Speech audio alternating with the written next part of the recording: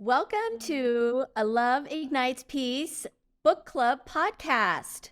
We are so excited tonight to be talking about The Power of the Subconscious Mind by Joseph Murphy, which honestly was written in 1963. Can you believe that? Oh my goodness. It is an oldie, but it is the goodie.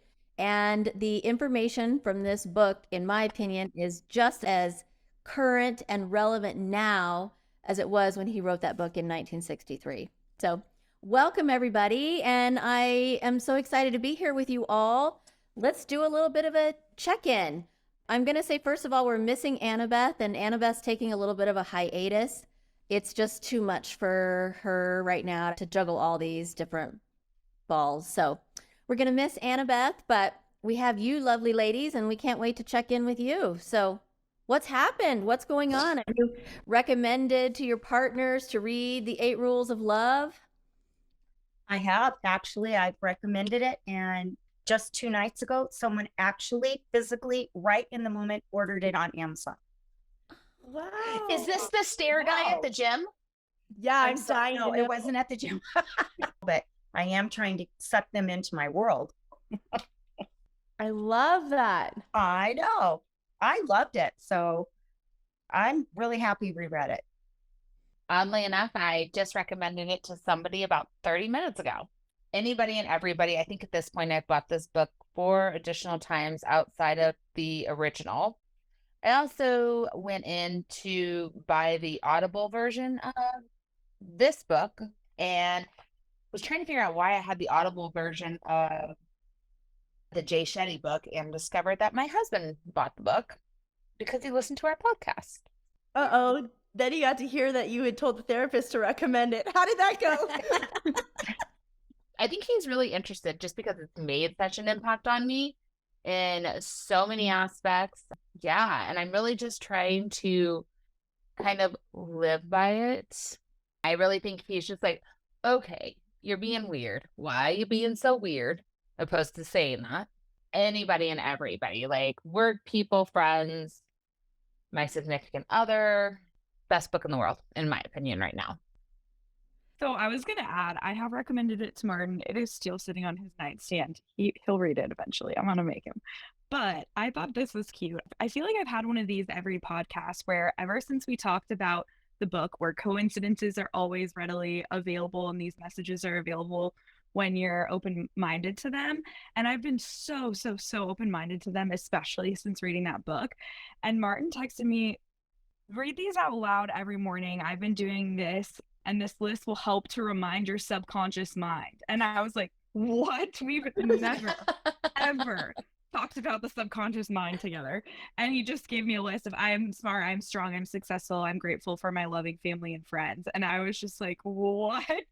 So maybe his subconscious mind was reading my subconscious mind, but that was pretty cool.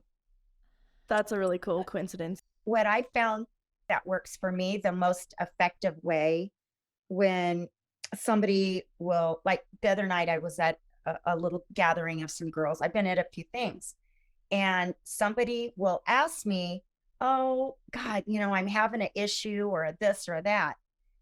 And I'll say, you know what really helped me? The 8 Rules of Love, because they're already stating an issue. I just come in with, here's maybe an answer for you. And almost 100%, they've right there pulled out their phone and ordered it on Amazon. I love that the 8 Rules of Love is our solution to everything. It really, really has been. I just love this book so much. Yeah, it's a good one. Well, let's move on to the current book so that people don't think we're doing another podcast about the 8 Rules of Love. So here's a quick summary of the book that we are reading this month, The Power of Your Subconscious Mind. It is one of the most brilliant and beloved spiritual self-help books of all time that introduces you to the secret of the power of the mind. The author offers techniques that are simple and easy to use that can help you heal yourself, let go of fears, create greater abundance, enjoy better relationships, and just feel happier. He demystifies the difference between the conscious and subconscious mind with engaging stories. His wisdom and information are as timeless and as valuable now as then. The power lies within our minds to create the lives our heart most desires. The power of the subconscious mind will open your mind and your heart to a world of success, prosperity, and peace. All right, ladies, overall thoughts. What did you think? Did you like the book? Did you not like the book? And also, there were a lot of stories written in this book. So if you have a favorite story or a favorite quote, please share. Well, I'm just going to jump right in because I have read this before and it falls in line with absolutely how I think it falls in line with Abraham Hicks, all of that. So for me, it just hit every high note. I'm reading the one about the man had a daughter that was some kind of illness, and he kept saying, I'd give my right arm to heal. Okay. It was really right at the beginning on page 22. So he just over time kept saying, oh, I just give my right. And that's the saying. We've heard that. People say that, right? And lo and behold, he got in an accident. And I think it says he lost his arm. So I was with my grandson a few times in the last couple of weeks. And he has a cute little Mini Cooper car that he's had for, 8 months or something. I think it's adorable. How are you liking the car? And he's like, he's an 18-year-old boy in a Mini Cooper that's 6 feet tall. And he's like, oh, yeah, I like it, but it's so cute. Don't you just love it? And he's like, well, what I really just want a Corvette. I really wanted this other different kind of car. Fast forward, yesterday, he was in a car accident and his car is totaled. Oh. Now, I don't know that he's going to be getting a red Ferrari, but the point being is he kept saying it enough that he's getting a different car for sure. So one way or another, what we say, we have to be so mindful of what and how we say it. That's my little connection of that story. It's pretty powerful, don't you think? Yeah. Yeah. Very much so. I'm on the Kindle again, and I really struggle with this. This is my technological struggle. And so I was trying to track down quotes. I will say there were some parts I loved about it and some that I didn't. I think the ones that I loved about it are just those reminders of fueling your inner subconscious in your mind with harmony, peace, joy, and continuously flooding that in your body. And the amount that you continue to do that, that will ultimately continue to be true for you. So I absolutely loved that. And kind of any time that that came up, that reminded me. Another thing that stood out for me was, I don't remember if it was a story or if it was just something that he wrote about, but talking about, like Teresa was saying about the self-fulfilling prophecies, is I used to get sick, just colds all the time. And then I developed this attitude, well, I always get sick. I get sick so often. I always get a cold. And then I just kept getting sick. And then I think it was someone who even told me, well, if you think that, then you're going to keep getting sick. And so there really was a shift in, I think, my health of just, I get colds so much less now. I mean, there was a period of time where I didn't get anything for 2 years because I totally changed my mindset on it. And that doesn't mean you're scientifically not going to get bacteria and then get sick again. Of course, everyone is, but my attitude towards it is also different. When I do get a cold, I'm so much more apt to think about healing my body rather than, oh, I'm sick again. Of course I'm sick. This is so annoying. It's more like, okay, well, I can turn this right around. I'm having a day where I get sick. I know to take this, this, and this, and I can turn it around. And it's really cool to read these other stories and know that there is some truth behind that, scientifically, especially, because it's not just, it's like, no, that was valid. I am getting sick less. And there is some validity to what I've been experiencing. On the note of sickness, the podcast that we released at the beginning of April with Freak MBS Share, she talks about in that podcast that one of her big subconscious programs was that she used illness to get attention and also used illness to get out of things. So thus, she was ill quite a bit. Yes, it's interesting how it all ties together. Yeah, you can so have different interesting reasons, different times that it came into your mind, but it can still show up in that way. Yeah. I was just going to say, for me, it was like, obviously, last podcast, we talked about what karma really is. And if I ever said I was sick, I would end up being sick like within a couple of days. So I always felt like that was karma for me. Oh, I was sick. No, you really weren't. So there's your karma, and now you're actually sick. Good. You put that out there. So It's your karma and your subconscious programming. It's tying in the 8 Rules of Love and this book. It's all connected, girls. Oh, there was a quote. This is the quote I was trying to find earlier, and I can't control this thing. But it was the quote about how one of the keys to just global harmony is not just you understanding your subconscious mind, but the people you interact with understanding theirs and understanding the interconnectivity of those. And I think this is referenced a lot in self-help books, but it's never referenced as, I've never really thought of it in terms of the subconscious mind, but I think in traditional therapy counseling, people talk about their inner child and things like that. It's so interesting how the people we interact with are so impacted by their subconscious mind. And if their subconscious is causing them to behave in certain ways or have insecurities or jealousies or just negative things, I think that it's also helpful to have that awareness of it in other people and maybe have some sympathy for that. Like, okay, there's clearly some unresolved something that this person is going through, and I think it helps me feel more sympathetic when I feel like someone is kind of having a negative attitude towards me. Jenna, I think you just 100% nailed Love Ignites Peace, which is literally the only person that you can change is yourself. And you have to dig into your subconscious mind to figure out why you are unable to be the person that you want to be or live this energy of love. And in the process, you have to be compassionate and know that everybody else on this planet is going through the exact same thing. And not everyone's not as aware, like you were saying. Yeah, not everyone's aware. Totally. Ashley, what about you? So I did like it as much as I did the first time. I definitely liked it. I like it too because it touches base on multiple things like your subconscious mind, so affirmations and then manifesting and then like a higher power, whatever that higher power you believe in. And it just touches base on so many things, I feel like spiritually, which is why I like it. And then all the different stories, which just, I mean, for my own subconscious, it just reiterates the message that what you say will happen, regardless of if it's a good or bad thing. What you're putting out is exactly what you're going to receive. And one of the stories I liked was this girl, she was talking about a bag she wanted. And she like looked at it and was like, oh, I can't afford that. I said, you know what? No, like this is the bag I want. It's going to come to me. It's for sale. I accept it's mine, that kind of thing. And similar but different story. I have parking powers. A long time ago, I got really lucky, I guess, consistently with like getting front row parking wherever I went. And so then every time I go, even when I'm with people and it's busy, packed, like stadium, whatever it is, I go, oh, go to the front. I got parking powers. Don't worry about it.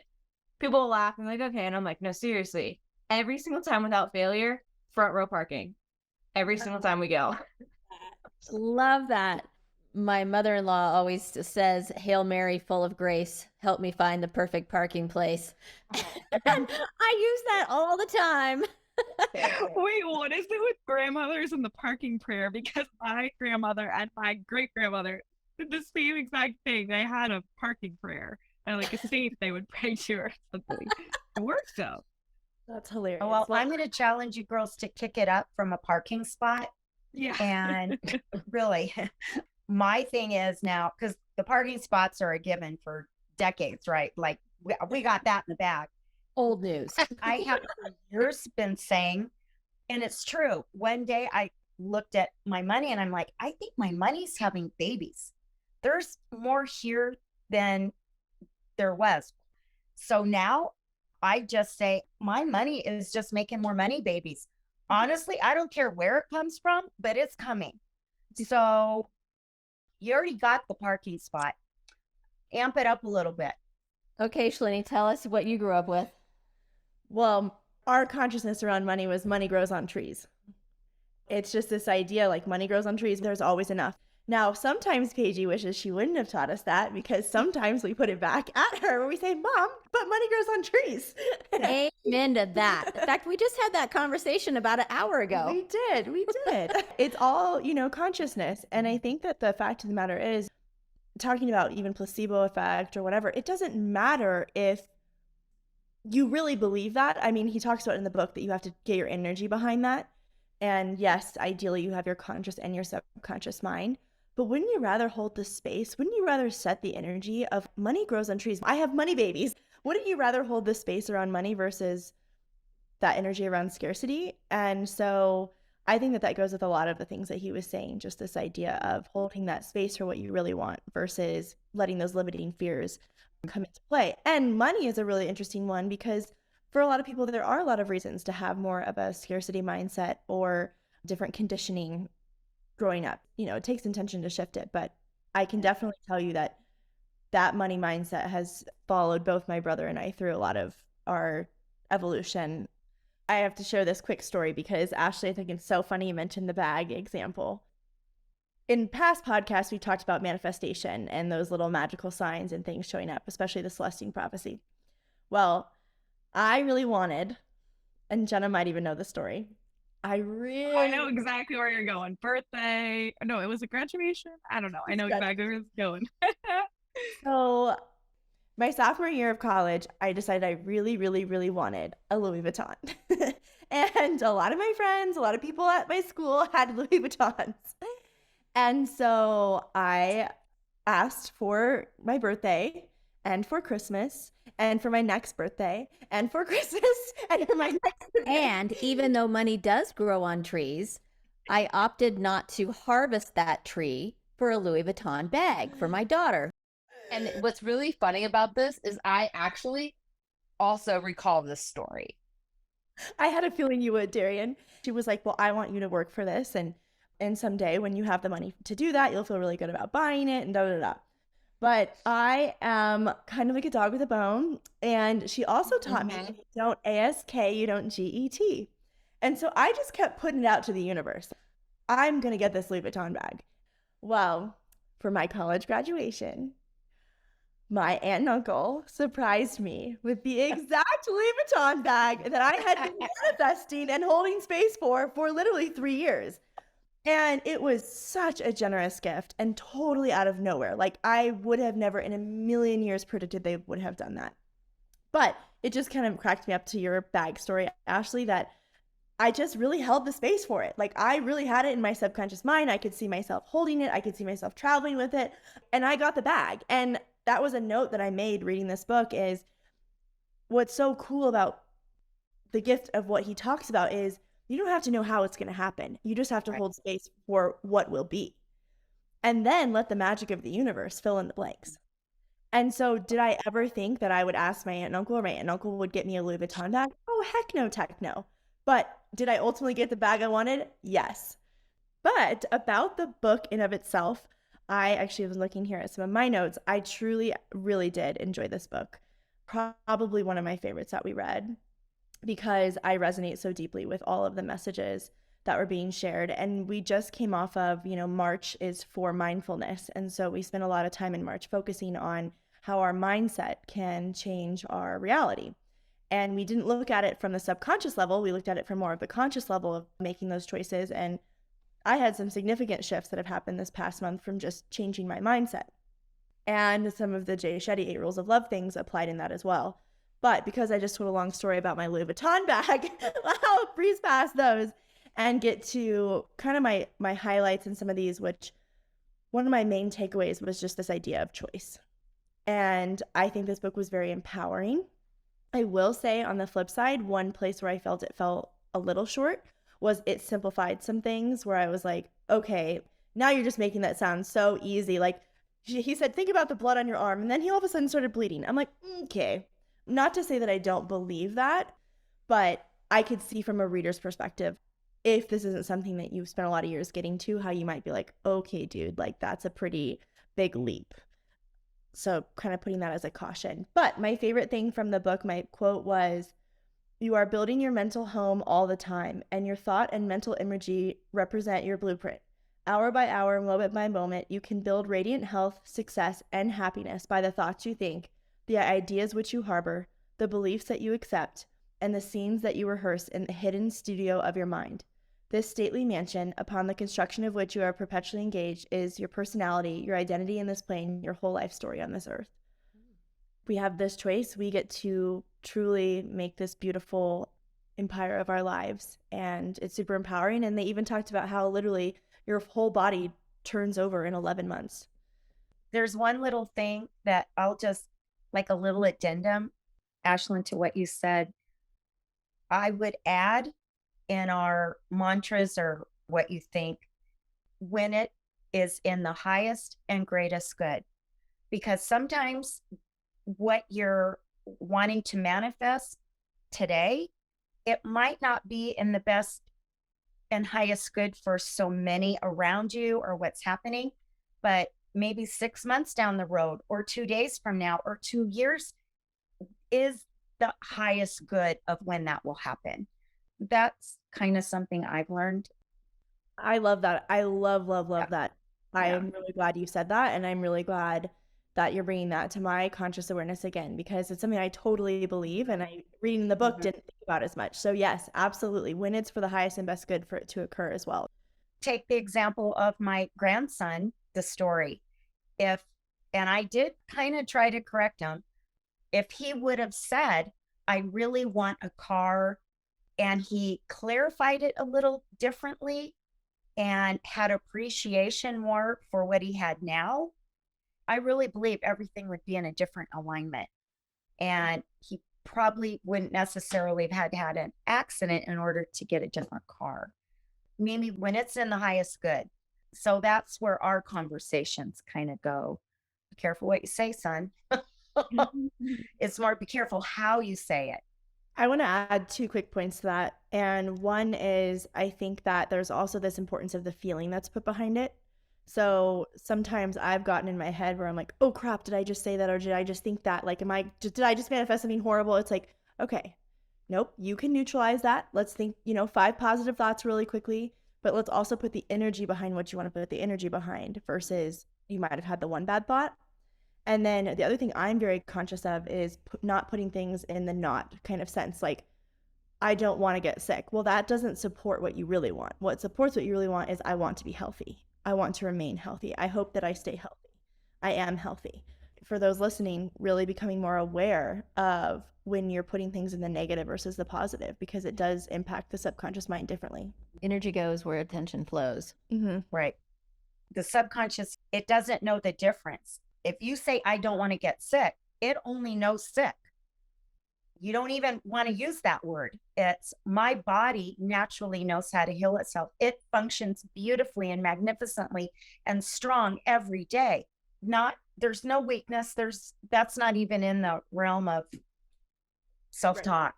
You're not even bringing that energy in. Yeah, because the conscious and subconscious, it doesn't know the difference. It only knows what you say. What did you think about the book, Mom?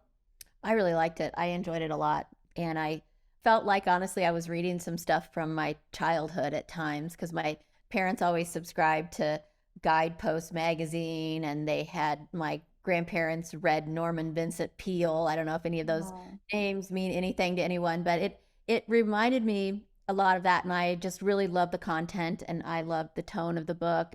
And it just felt like the stories, there was a sweetness to it that really resonated with me. One of my favorite quotes was, every thought is therefore a cause, and every condition an effect. Remember, it is the world within, namely your thoughts, feelings, and imagery, that makes the world without. It's such a reminder that it's our inside world that's always creating our outer reality. And that is so important, because we just get so sucked into the day-to-day that we forget that in many ways we're literally creating our life minute by minute and second by second, because of all the stuff that is in our subconscious mind. I do think if we wouldn't have had such a mindful month, I don't know if I would have been as receptive right away to that. But even recognizing the huge shifts that have come in my life from just changing my conscious mindset, not even taking into account the shifts that come from the subconscious change, that deeper root, it's blown my mind. So highly recommend you consider these things for those listening. I do want to share real quick. There was one story I thought was really a powerful story, which was about the guy that had a ring made for his dad with a splinter of wood. And he told his dad, who was ill, that the splinter of wood was from Jesus's cross. And if he wore that ring, he would be healed. And the dad bought it like hook, line, and sinker, even though it was just like from the lumberyard down the street. And the dad healed because Kind of like the placebo effect. yeah, because his belief was so strong. I've heard stories of, people regrowing limbs. If you've never been told or you've never been shown that it's not possible, why is it not possible? It is possible. There's a lot of scientific proof that humans are regenerating. It's all science, you guys. It is. And it's amazing to me how those things, he was talking about this in the 60s. Mm-hmm. I'm like, dang. I wasn't even a twinkle in my parents' eyes yet. Oh, a little star twinkle. A little star twinkle. I know. Darian, what did you think of the book? Definitely not my favorite. I mean, I liked it definitely better than the Red Book, but for me, it was The Secret all over again. But in this case, it's actually The Secret was a redo of Subconscious Mind. And I think it was like after chapter 11 or 12, I was being like beat over the head. I'm like, I got it. And I understood after, going through the first 9 chapters that it was like several chapters devoted to money. You had health, you had about you and the stories. I kind of was like, okay, cool. And I felt so guilty because I was kind of scared you'd ask me that because Ashley was so excited. And I was like, oh. But the section for me, was health. And I think it's mostly because health is a fear for me. And so it reinforced that power of positive thinking, talking to yourself. And I'm not saying I didn't get anything out of it because there were a couple of very powerful things for me outside of health and reinforcing that. There was also the practice of when I'm sleeping and what I'm going to sleeping to. I know you guys are all going to be shocked listening that I'm an extremist. I haven't had the conversation yet, but I actually want to pull the TV out of my room. I'm going to probably take my phone out of my room and ask my husband to, if he's not working, to no vibrations, nothing. I don't want that energy in the room anymore because I want to be able to go to sleep having the mantras. And there's a piece of paper under my pillow that when I move my pillows at night, I hear that crinkle and I remind myself as I go to sleep to say and do those things that I want to still be working on while I'm asleep. I think for me, that was probably the most powerful piece. I've loved everything that I've been doing and going, oh, I can still be working even when I'm sleeping, opposed to relaxing. Even though I'm relaxing while I'm sleeping, that's still happening. And that for me was just the all-encompassing, yes, it was just that finish of the loop for me. Darian, I have known you for many years, and I honestly feel like standing up and giving you a standing ovation and applauding. That's amazing. Good job. No, that's incredible. I love that. I loved the idea of the sleep side of things, and I would be curious, but I know, especially when I wake up, those first 30 minutes, my energy, my mind is in this like hyper creative state. It's a good reminder to not wake up and get on your phone because you're taking that time where and he even talks about it, your brain waves, I'm pretty sure, are still in that space. And so that's so funny. I have never, it wouldn't even occur in my mind in the morning to go to social media ever in my mind.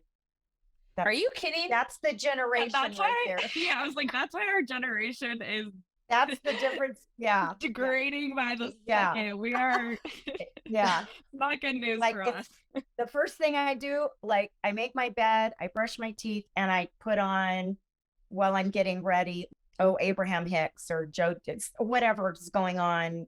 But I do go to bed every night with hypnosis, a sleep hypnosis with whatever affirmations. Every night, that's what I go to sleep with. I really like that. I think that's what I like more than anything. I think reading this book and understanding that we all on this call come from extreme privilege, and everyone who's going to be listening to this comes from a sense of privilege too, right? And I'm kind of grappling with this state of like, I think this applies to everyone, regardless of privilege. And I've seen that happen. Like, you've seen these people who come from absolutely nothing that make amazing lives for themselves. But I'm struggling with like empathizing with that, or how do you, I don't know. I can only speak from what I know, right? I come from a place of a certain privilege, and then it's like, I don't necessarily feel great about if I were to talk to somebody in extreme poverty and be like, well, if you just believe, then you're going to be rich. And maybe I'm wrong on that, but I think that's an interesting thing to pose to the group of everybody's thoughts on that, because I think maybe what I'm coming to is like, okay, then what can I personally do about that? Anyways, it's a little bit of a ramble, but it's just something that I was thinking about and kind of trying to like wrap my head around, because I see it both ways, if that makes sense. I'm actually going to kind of follow up with this. So I'm actually someone that does not come from privilege. But one of the things that I knew as I got older is that I had to have stability. And I think this new world that I'm a part of, thank you, all of you, has given me that stability. And being younger and not knowing where your next meal is coming from, or if you're going to go to college, or if someone's going to see you and be like, this girl's going to do something, knowing that I had to be stable. And I was like, I will be stable one day. Where I am today, I have created that. And I did not know that until you said what you just said. So thank you, Jenna. That's incredible. I appreciate you sharing that. I'm glad that I brought that up. That's awesome. That's really, really incredible. And it's like you did that for yourself. Yes, I did that for myself. But I think it was knowing those things and was like, this is what I'm going to do. This is what I'm going to create. It's interesting how the subconscious mind works, in the sense of, my dad, I think, has a little bit of a similar story to you, Darian, though different. I know you share the same birthday with him, born on September 5th. I don't Wait, know. that's me too! I know, that's Jenna too. Papa Farrington. Unbelievable. Unbelievable. But what he did and what you're saying is, you took the situation that you were in, and instead of taking on all of that situation as yours, you said, I want something different. I don't want this. And somewhere within you, you had that awareness coming up from somewhere. Maybe it was your guardian angel, like whispering in your ear, Darian. I mean, you made a different choice from the dysfunction that you saw that you did not want to adopt in your life. And that is a huge thing. And that's another way that we evolve. It's a big deal. It is. Yeah. A huge deal. Thank you for sharing your vulnerability. And Jenna, I think that was a really profound point and a great question that needed to be addressed. I think that considering Maslow's, hierarchy of needs, sometimes if those basic needs are not met, you're not getting to this point of self-actualization. But what if the answer is actually start with the self-actualization, and maybe it'll help you meet your needs? But again, that's a tricky thing to tell someone that's not sure where their next meal is coming from. Yeah. It does make me think of the concentration camp example in the book, and maybe Teresa, that's what you were about to read. But we've heard of Viktor Frankl, and then again this other story in regards to the Russian concentration camp, and I can't imagine a more dire, horrendous situation than what those people experienced. And their stories were fascinating. I hope that they give other people hope from whatever situation that they're in. I want to, on page 27, something, it's very little, to kind of tie in what Darian was saying about her experiences. You are the captain of your soul, the subconscious mind, and the master of your fate. Remember, you have the capacity to choose. Choose life, choose love, choose health, choose happiness. Honestly, we should just end the podcast on that. I know, mic drop. We should just end the podcast on that. Yeah, it doesn't matter where you live in the world or what you have or not have. You can choose and make choices constantly. We get to do that. With our minds that are creating a reality in our life all the darn time. Isn't that kind of interesting? Like, we're all human beings having a certain human experience, and although our experiences might be different, we still have the same subconscious mind to create from. Absolutely. And I think what Teresa said, I mean, we all know this phrase. We are the master of our destiny. I'm glad I brought that up though now, because I think that really unlocked like a new level of what this book is getting at. Because I think in the beginning we were obviously talking about colds and money, and that stuff is super important, but it goes beyond that and it goes to this deeper level that is super vulnerable. And I'm sure we all have stories to share on that. I appreciate everyone like letting me ponder that question. If you guys want to flip to page 69, poverty is a mental disease. There is no virtue in poverty. It is a disease like any other mental disease. If you were physically ill, you would think there was something wrong with you. You would seek help and you would do something about the condition at once. Likewise, if you do not have money constantly circulating in your life, there is something radically wrong with you. The urge of the life principle in you is towards growth, expansion, and the life more abundant. You are not here to live in a hovel, dress in rags, and go hungry. You should be happy, prosperous, and successful. It is creating awareness. A person doesn't know what they don't know. And combined with the fact that we've been programmed more for poverty than we have for abundance. And that's a consciousness in the collective that we need to change. So the more that we accept that we are prosperous and abundant, and I truly don't just mean money. I really don't. I grew up in a very comfortable life, but we didn't have a lot of money, but I felt extraordinarily abundant. All of my needs were taken care of. My family laughed. Nature was my playground. Like everything about my childhood felt abundant and had maybe 10% to do with money and 90% to do with just how I felt inside and who I was. I think it's interesting too. Again, I keep referencing this last month I've had around mindset shifts because I've literally overcome some things that have plagued me for years by truly changing my perspective. And perhaps this conversation around poverty is triggering for some people, especially a feeling of not being understood. As Jenna pointed out, many of us have had privileged backgrounds, and it's like, well, you don't understand, you don't get it. You're sitting there talking about something that you don't get. And understanding for me has been a big theme in my life, this feeling of like, I need to be understood before I can then transcend it. At the end of the day, what does that get you? Being understood. That only perpetuates your own suffering that you're in. So if instead of allowing this need to be understood and have somebody see the struggles that you've gone through, I feel like it's just an opportunity to take the message as an empowering possibility. Yeah. Dang. I'm Nice nervous job. about saying that, right? Because I don't want anybody to think that I don't respect and absolutely think there's so much value in what you've gone through. No, and that's just it though. But like what you just said was wildly powerful. Thank you. It really was. And I'm just like, wow, that was super cool. I'm so proud I know you. I'm grateful to be here with you all. And again, it's the work that we're doing here. It's the Love Ignites Peace lifestyle. It's the book club. It's all the things that have propelled all of us to reflect more deeply and live that life of all things good and really let go of some of the things that cause us suffering, which I think is a lot of the intention of this book, is how do we let go of what's causing suffering so that we can truly live a life of abundance, joy, hope, happiness, peace, freedom, love. Yep, all the things.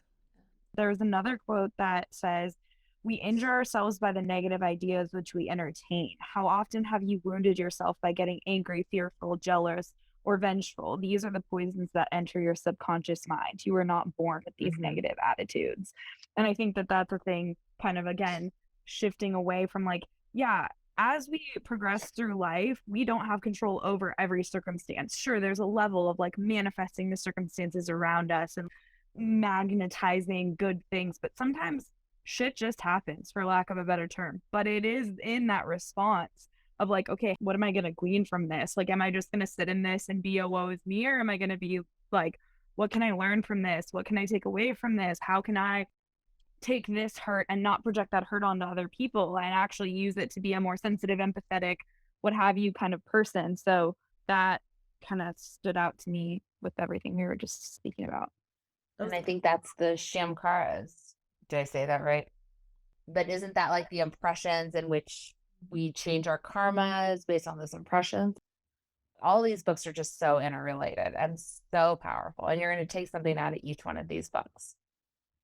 Even if you don't love them, right, Darian? Absolutely. Like I said, didn't love it, but the sleep thing for me was just so powerful. And I love it. Well, let's move on. There are a couple of things that I would love for us to make sure that we discuss about this book before we end the podcast. I don't know about you guys, but I thought it was so interesting, just the subtle idea of the power of suggestion and how the power of suggestion gets so embedded in your mind. And I can think of 5 times I've been to the dentist or the doctor or wherever, and they've said something, and I'm like, how do I get that out of my head? Because that's not the story that I want to be carrying with me. That's not the narrative I want going around and around in my mind. I want something different. Or even the child with a parent that might say, oh, you're never going to amount to anything, or you're dumb, just like that instantaneous power of suggestion. And I'd love to know what you guys think on that and how you have dealt with it. For me, I've learned that trying to resist a suggestion makes it worse. If something comes in and you're like, no, I'm not gonna think that, like, no, it just amplifies it and then it gets stuck there. So what I've learned is it can be there, but you don't have to accept it. If something comes in, you're like, someone says, oh, you're not good enough. Oh, okay, well, like, that's your opinion, that's not my story. Something like that, where it's like you acknowledge that the suggestion's there, but you're giving me the power either to it or not. So you're like, okay, it's there, but you're not getting any more of my time. Like, I actually like that a lot because I think it's something that I sometimes struggle with is I want to combat that bad thought, feeling whatever so much that I end up giving more energy to it than if I would have just said, okay, let it go.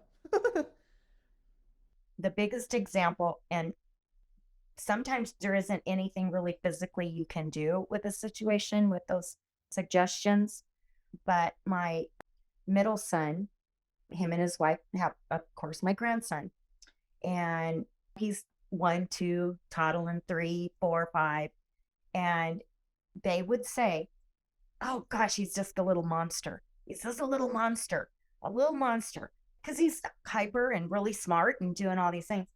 And every time they would say that, whether it's on the phone or anywhere, I just have to stop and I rechange the energy of it and say, either if I'm here alone or in my mind, something positive, because I'm not raising them. I can't do much with that, but I can shift some energy around it.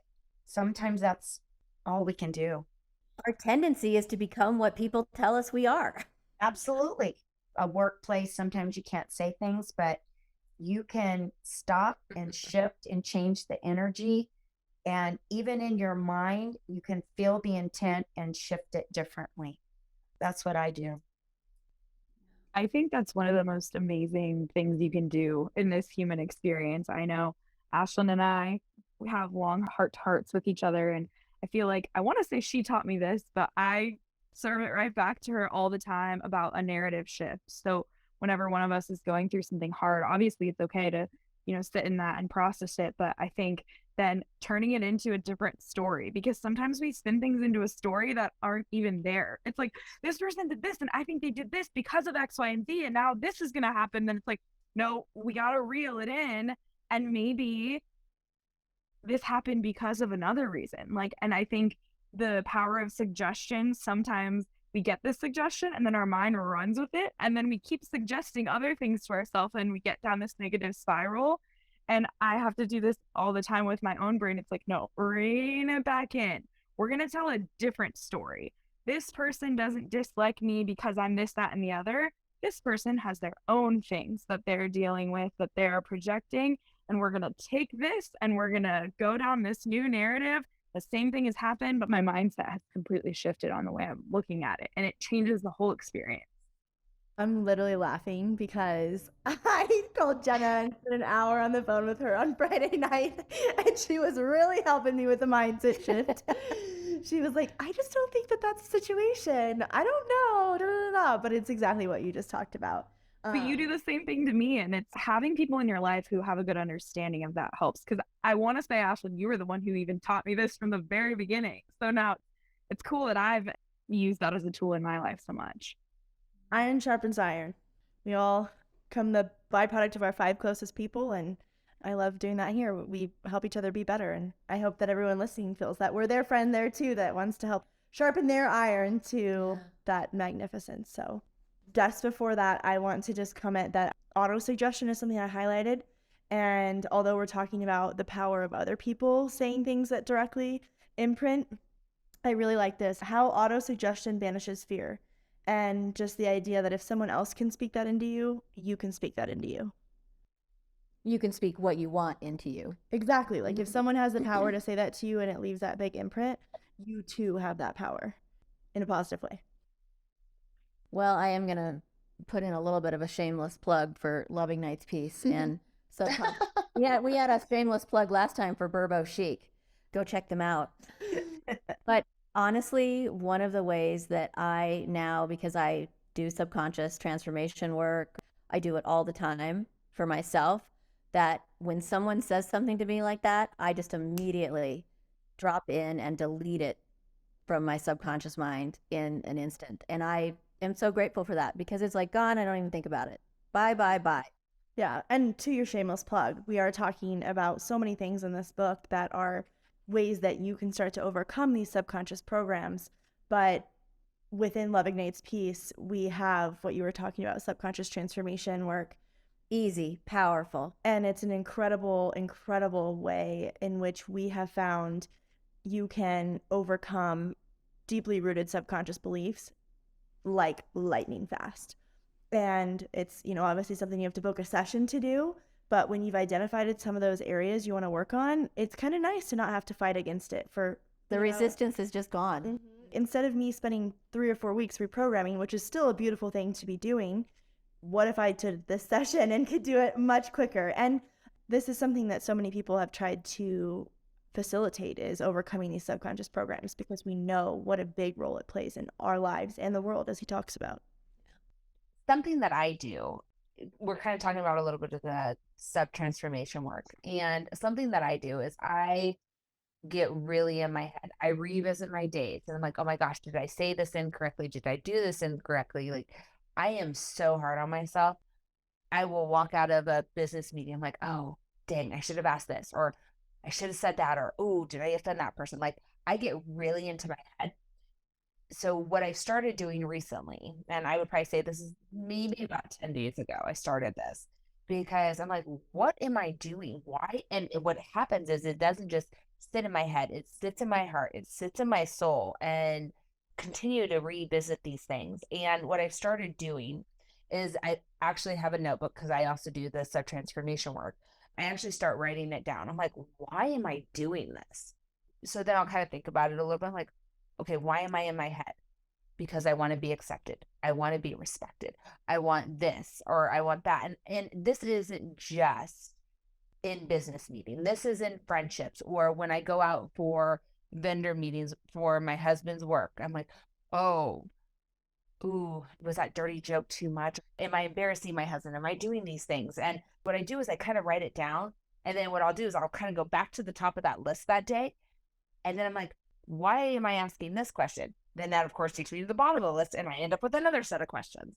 So even if you don't do sub-transformation work right away, but just writing that down and asking those questions will help guide you to the tools in which Love Ignites Peace can provide you. You're asking the whys, right? And you're getting the root. And we talk about this. You ask the whys to get to your something more. You want a different experience than what you are experiencing. And then you lean into those maybes, like you did with subconscious transformation work, to experience the healing within those areas. But you're getting to the root. And that's an amazing piece that maybe should have been discussed more in this book. Is surface level, you might be experiencing this, but what is beneath that? Honestly, Darian, I will give you another standing ovation. That's amazing. It's incredible. Good job. And again, I don't want to say I've pushed back, but I've always been like, okay, cool. Okay, cute. But at some point, you will get to a place where you're like, this life that I'm living or this feeling that I'm having is no longer acceptable. And I don't want to be on medication. And I feel like I know I can do this. And you will get there. I promise you.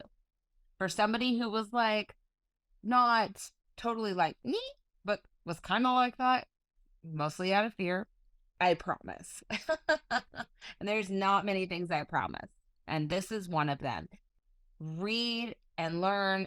I said this before in other podcasts. I can't wait to go back and read some of these books because I'm going to get something different out of each of them. And everything that Love Ignites Peace is doing is just, there's nothing more pure and innocent about what I'm saying. But what they are doing is for the benefit of the world and you as a human. Thank you, Darian. Yeah, thanks, Darian. I mean, I love it. I'm so grateful. And I'm thinking of even Jenna a little bit because I've known Jenna for a long time and it's been a process of like opening to things. And I would be curious, JP, like, I don't know if you remember this, but I remember we were in our San Jose house and I told you about actually Tracy's work.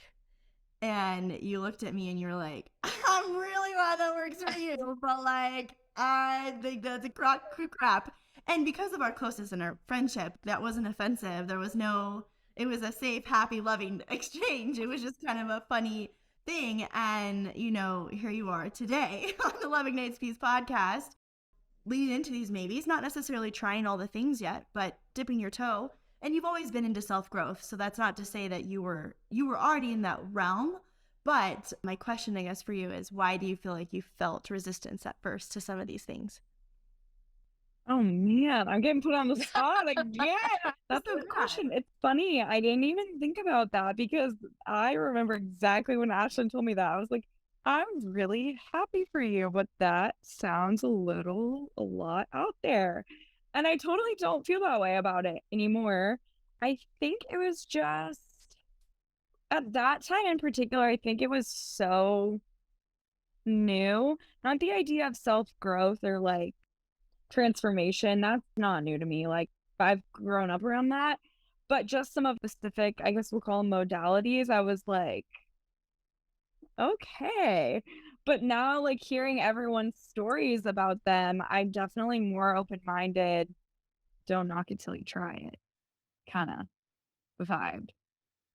All right, well, let's quickly get to the very last thing I want to ask. And he gave, in this book, I should have actually counted, but there were 17 or 18 different techniques or suggestions that he had for reprogramming the subconscious mind or working within the confines of the subconscious mind. Was there one or two of those things that really jumped out at you? Okay, one that's jumping out at me right now is going back to the idea of the power of suggestion, where I think I'm stubborn. I am for sure. So I think sometimes when people are like, do this, do this, do this, you have to do this, I really don't want to do it. But then when it just flows, I'm like, yeah, this feels good. This feels right. So catching of like maybe the stubbornness of my subconscious mind, I think getting really vulnerable and deconstructing that a little bit. I have an extreme desire to feel understood, like people understand where I'm coming from and my opinions. And so, like, when people don't understand that or they don't agree, I'm like, okay, you don't have to agree, but you just need to understand. That's why, like, if I ever get into an argument with my significant other, I'm like, no, I don't care. I need you to validate that you understand where I'm coming from. So I think that that is in my subconscious mind. And when people are making suggestions, like for me to do something or try a healing modality, I think it's like, wait, but I need you to understand my hesitation or like validate them. And not that that doesn't mean I'm going to like never overcome them and get there. But if it's just do this, do this, do this, I have that deep desire to be like understood and to also be right in a little sense of it. So something to work on. Well, I really liked the visualization and imagining technique. I try to do that every morning. Just imagine what I want for my day, imagine what I want for my life or Love Ignites Peace. That technique really resonated with me. And I didn't know if there was one or two that really resonated with you guys. For me too, I'm really visual, and most all of my jobs I've had, I have to see the end and then I have to work my way back in order to get to the end. So for me, the visualization, that just works for me. I really liked the movie method. I mean, I really liked so many of them. But again, it kind of goes along with visualization, seeing it play out, seeing the result, feeling it. I think something we haven't talked about in this podcast is in a point that he talked a lot about, which he used the word faith, which is when you're doing these things, you have got to put the energy behind it and total belief and faith that it is done, it is done, it is done. So when you're doing the movie method, sometimes I feel like you can just, it's happening, you know, it's happening right here, right now. Darian's already doing the sleeping technique. Well, now I just need to get all of the electronics out of my room. So I need you guys to put a little energy into my husband agreeing with me on that. Because I, until I met him, never slept with the TV in my room, ever. And don't you leave the TV on while you sleep. I do now. Imagine how much you're programming your subconscious mind, though. You know, you're in that more hypnotic state. Everything that's been shown on TV is like, Darian. I'm pretty sure that's going to be in my subconscious mind tonight. I'm going to be Ashley going, Darian. Ashley, did you have one or two that you liked? I think my favorite is the sleep. I think when I first read that book, I really tried to do that, like right before I go to bed, just say some sort of affirmation or just like statement of how I wanted my life to be. And I try to remember every single night, right when I'm getting in that state where it's in between awake and sleep, where I'm still conscious of what's going on, where I feel like the waves and the hypnotic state's more aware. But in the mornings, I really do like visualization because it's easier to feel when you can see it going on. I'd kind of a thought really quickly, just for anybody that resonates with this. You know, I said that my first 30 minutes when I wake up, I feel very creative. Well, I was dating a guy a couple of years ago that, although everything was like healthy, fine, and good, I would have these moments, these profound moments where I'd wake up in the morning and I just have this overwhelming sense from my subconscious mind of, what are you doing, Ashlyn? This is not meant for you. And so I think that something about the sleepiness state or whatever is also where answers lie.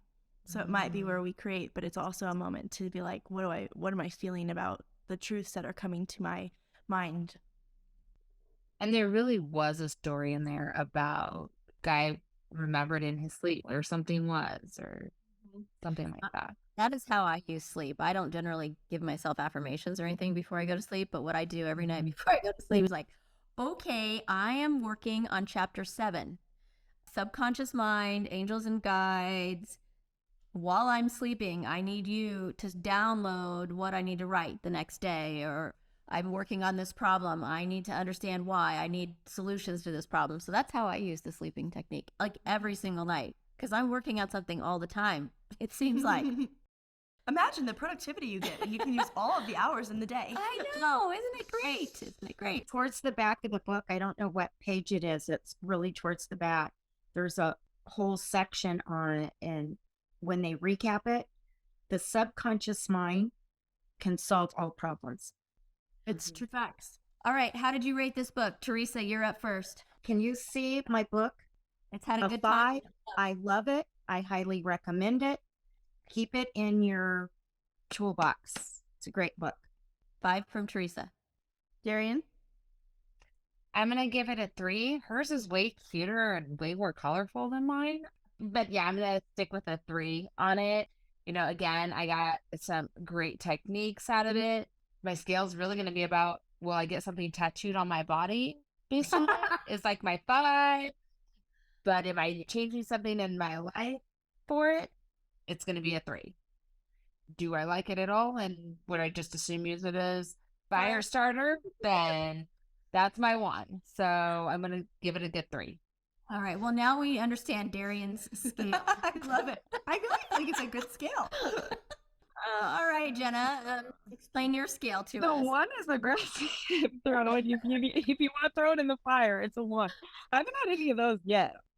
I'm gonna say 3.5. Sorry to throw off the math, but I loved the principles. I think there's a lot to take away from it. I did feel a little bit on this one that I think there might be some more current books on the topic that I would probably like more. Kind of gave me the like Many Lives, Many Masters vibes, or yes, there are some profound points in here that travel through time, but some of it feels a little bit dated, or the way it's written isn't as current.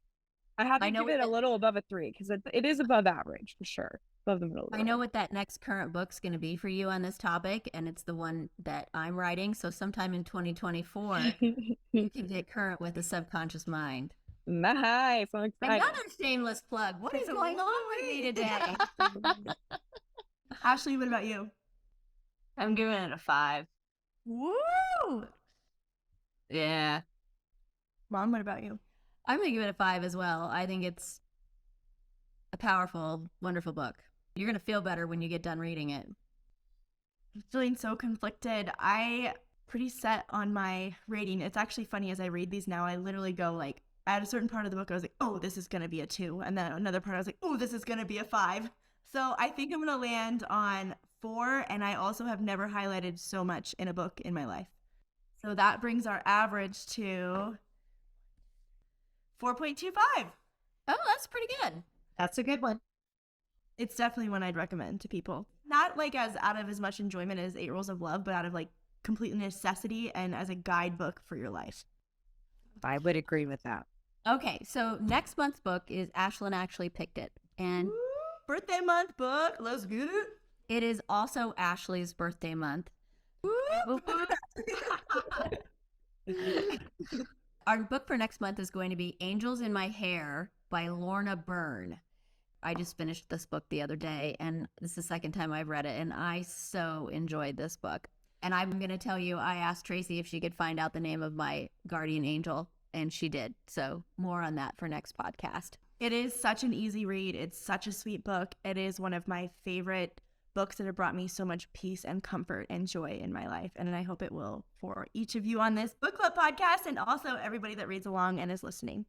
All right, I would like to leave you all with one last quote from The Power of the Subconscious Mind. The reason there is so much chaos and misery in the world is because people do not understand the interaction of their conscious and subconscious minds. When these two principles work in accord, in peace, and in synchronicity, you will have health, happiness, peace, and joy. Amen. Well, we hope you all have an amazing rest of your week and get your freak on.